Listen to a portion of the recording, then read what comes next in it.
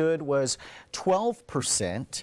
And even though the 15% figure has been in place since August 2013, the lawsuit filed today is pending in federal court in Fort Lauderdale. Now, the debate between Republican Governor Rick Scott and Democratic challenger Charlie Crist is set to take place October 15th at Broward College.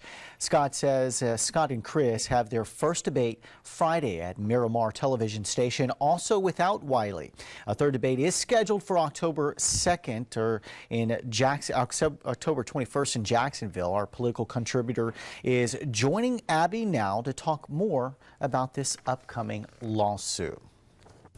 Thanks, Paula. And Trimmel Gomes is joining us this evening. Thanks for joining us tonight. Thanks for having me. Well, first, let's talk about this 15% support in a reputable opinion poll to participate in a debate. Wiley says he thought it was only 12%. Well, what it was 12% for a candidate forum that the parties allowed him to participate in, I think back in July. So with that criteria for that, it was changed to some extent to this one, where he was expected to meet that 15% by the 30th, by the September 30th. So with that change, he's now filing that suit and asking to be allowed to participate, not understanding why he was allowed for one and not this one.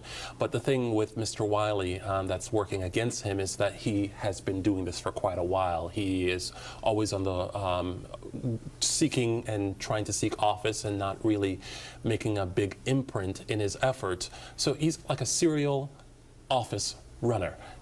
So that's one of the things that do you really want to have someone who's just like, hitting this and diluting the opportunity for us to see the other candidates. And some may argue, well, this is an opportunity to have him on, to have a diverse view, but it's all to be seen, and that's where we are right now. Let's talk about the political debates this season in general. We haven't seen that many. I know there's some upcoming ones, but we haven't seen that many thus far, and we're close to the elections. Why is that?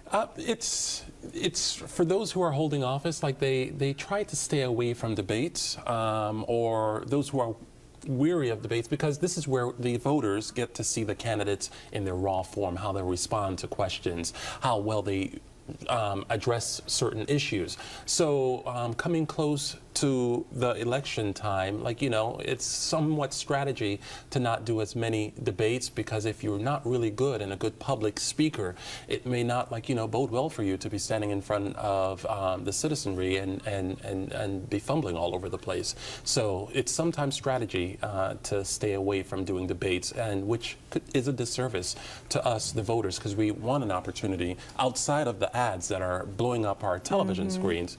We really need this opportunity to see where our candidates stand on the issues. And we do have a couple that are upcoming, so we'll pay attention to those. Trimmel, thanks for joining us. And Trimmel joins us every Thursday to talk politics here in Florida, Georgia, and around the nation.